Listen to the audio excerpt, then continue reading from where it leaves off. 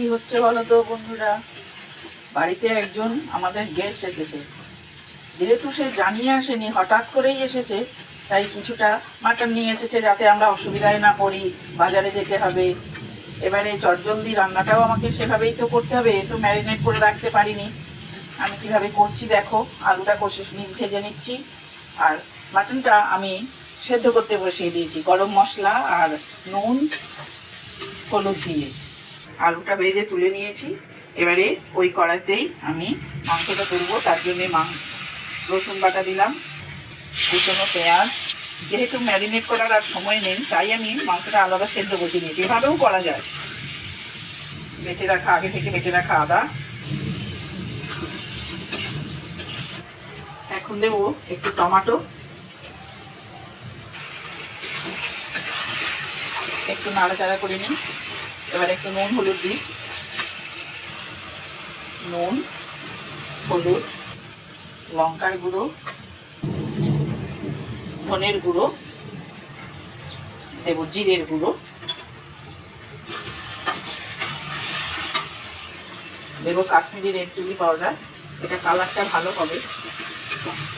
আমি মাটনটা প্রেসার কুকারে সেদ্ধ করার সময় একটু গরম মশলার গুঁড়ো দিয়েছিলাম বলেছি, আর এখানে একটু দেবো শাহি গরম মশলার গুঁড়োটা, এটা আমার বাড়িতেই বানানো থাকে।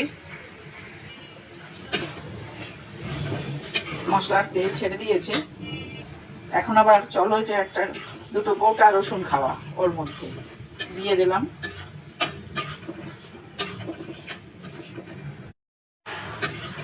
কটা কাঁচা লঙ্কা দিয়ে দেবো।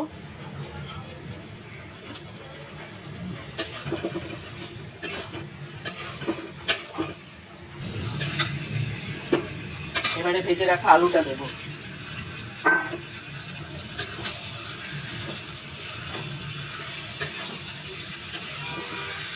এবারে দিয়ে দেবো সেদ্ধ করা মাংস। ফোনটা একটু রেখে দিতে হবে, আমি এক হাতে দিতে পারবো না। দিয়ে দিয়েছি মাংসটা, এবারে একটু ফুটতে দেব, একটু গরম জল দিতে হবে। আমি দিয়ে দিয়েছি গরম জল, একটু চাপা দিয়ে। এই এটা আমার পুরোপুরি হয়ে গেছে। এভাবেও চটজলদি মাটন রান্না করা যায়। আমরা এভাবে মাঝে মধ্যে করি, মাঝে মধ্যে প্রথম থেকে ম্যারিনেট করে রেখে কষিয়ে করি।